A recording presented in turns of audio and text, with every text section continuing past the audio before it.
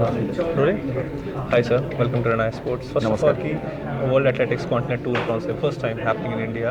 अगर उड़ीसा के देखें कलिंगा स्टेडियम ऐसे बहुत ज़्यादा आइकॉनिक स्टेडियम है, हॉकी के वर्ल्ड कप्स हुए हैं, अब फर्स्ट टाइम कोई एथलेटिक्स का टूर्नामेंट हो रहा है. किस तरह देखते हैं ओवरऑल अगर उड़ीसा के पर्सपेक्टिव से इंडिया पर्सपेक्टिव? भारत देश के लिए बहुत गौरव की बात है कि world athletic continental tour bronze पहली बार होस्ट किया जा रहा है. ये टूर जो होता है ये एक तरह से टैलेंट स्काउट का टूर होता है. इसमें इनविटेशन पे प्लेयर्स बुलाए जाते हैं. अभी इस बार जो इवेंट हो रही है, जैसे मैंने बोला कि पहली बार हुई है भारत देश में, उसमें भी ओडिशा को ये सम्मान मिला है. तो हम सबके लिए बहुत बड़ी गौरव की बात है, क्योंकि ओडिशा स्पोर्ट्स प्रमोशन के लिए काफ़ी बरसों से परिचित है, हॉकी के मामले में परिचित है, लेकिन अभी एथलेटिक्स के बारे में भी ओडिशा उतना ही प्रमोट कर रहा है, उतना ही आगे जा रहा है. ये बात इस इवेंट के चलते सामने आ रही है. एथलेटिक फेडरेशन ऑफ इंडिया के साथ एसोसिएट होके ये टूर ऑर्गेनाइज हो रहा है, पहली बार हो रहा है. इसमें जो क्वालिफिकेशंस होंगे वो टोक्यो में जो वर्ल्ड एथलेटिक्स हो रहा है उसके लिए आएंगे. इससे काफ़ी सारे टैलेंट्स पता चलेंगे. इसमें इंडिया के एथलीट्स भी हैं, बाकी 17 देशों के एथलीट्स भी हैं, ओडिशा के भी प्रोमिनेंट एथलीट्स इसमें हैं. इसमें ओडिशा ने जो इंफ्रास्ट्रक्चर बनाया है, अभी ओडिशा का देखेंगे आप जर्नी स्पोर्ट्स का, 2017 साल में पहली बार हमने एशियन एथलेटिक चैंपियनशिप होस्ट की थी उड़ीसा में. उसके बाद back to back 2 hockey world cup organise किए थे उड़ीसा में. उसके बाद ये नेक्स्ट इंटरनेशनल इवेंट आ रहा है. 8 साल की जर्नी है. 8 साल की जर्नी में आपने देखा होगा कलिंगा स्टेडियम और उड़ीसा में बाकी जगह पे भी, राउरकेला हो गया, संबलपुर, राउरकेला, बहरमपुर, पुरी, अलग अलग जगह पे हमारे हाई परफॉर्मेंस सेंटर्स भी है अलग अलग एथलेटिक स्पोर्ट्स को लेके. सिर्फ इंफ्रास्ट्रक्चर बड़ा नहीं हुआ है, उसमें टैलेंट हंट, टैलेंट स्काउट, अलग अलग इवेंट्स होते हैं. अभी लास्ट ईयर से हमने एक सीएम ट्रॉफी शुरू कर दिया है. हमारे मुख्यमंत्री महोदय मोहन मांझी सर जो है, उन्होंने सीएम ट्रॉफी का एक आइडिया निकाला कि टैलेंट स्काउट करेंगे. वो निकाल के एक्सेलेंस सेंटर्स जो हमारे बन रहे हैं, कलिंगा स्टेडियम में एक स्पोर्ट्स साइंस सेंटर भी है. इंडोर स्टेडियम, इंडिया का पहला इकलौता इंडोर स्टेडियम उड़ीसा में है.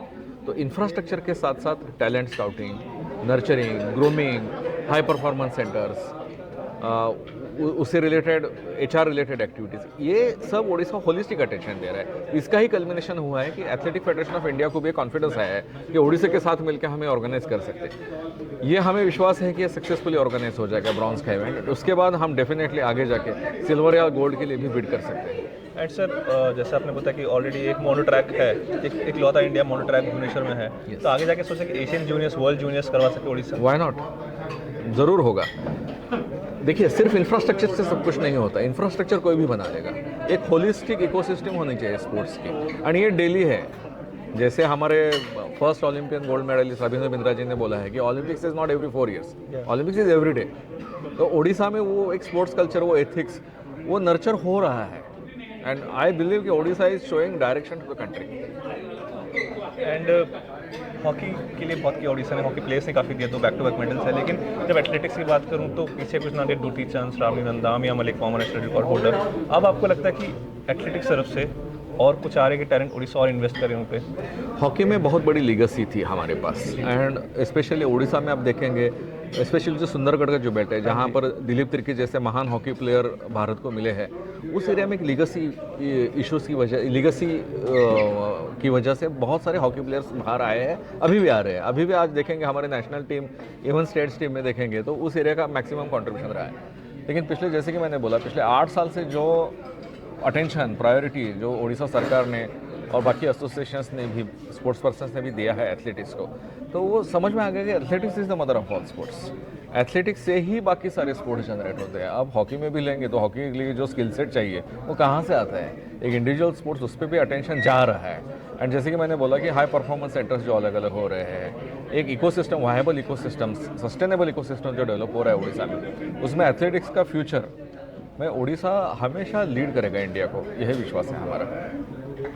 जैसे आपने बताया उड़ीसा हर बार स्पोर्ट्स के लिए बहुत करता है. आपके हिसाब से ऐसे टूर्नामेंट उड़ीसा के लिए कितने ज़रूरी है? भुवनेश्वर और केला में हॉकी वर्ल्ड होते हैं, हॉकी प्रो लीग होती थी, वर्ल्ड कप के मैचेस हुए थे, लोगों के लिए कितना ज़रूरी है और उड़ीसा के लिए कितना ज़रूरी है ऐसे टूर्नामेंट आपके हिसाब से? कोई भी टूर्नामेंट जब ऑर्गेनाइज होता है तो उसका प्राइमरी पर्पस होता है टैलेंट हंट एंड एक्सेलेंस, ये पहला होता है. तो उसका डायरेक्ट बेनिफिट जाता है स्पोर्ट्स पर्सन को, बट उसके इनडायरेक्ट एंड इंटेंजिबल इम्पैक्ट हम जितना सोचते हैं उसके कहीं ज़्यादा होते हैं. अगर हम एक पिरामिड का सिमाइली लेंगे, उसका उपमा अगर लेंगे, तो बेस पे होगा टैलेंट पूल, उसके बाद कंपटीशन होगा, प्लेयर्स का फ़ायदा होगा, लेकिन उसके ऊपर वो जो इंफ्रास्ट्रक्चर क्रिएट होता है, दैट इंफ्रास्ट्रक्चर अपने आप में इतनी जॉब अपॉर्चुनिटीज़ क्रिएट करता है, एम्प्लॉयमेंट जनरेशन करता है, इकोनॉमी को चालना देता है, लोगों में उत्साह जगाता है, यूथ को कनेक्ट कर देता है।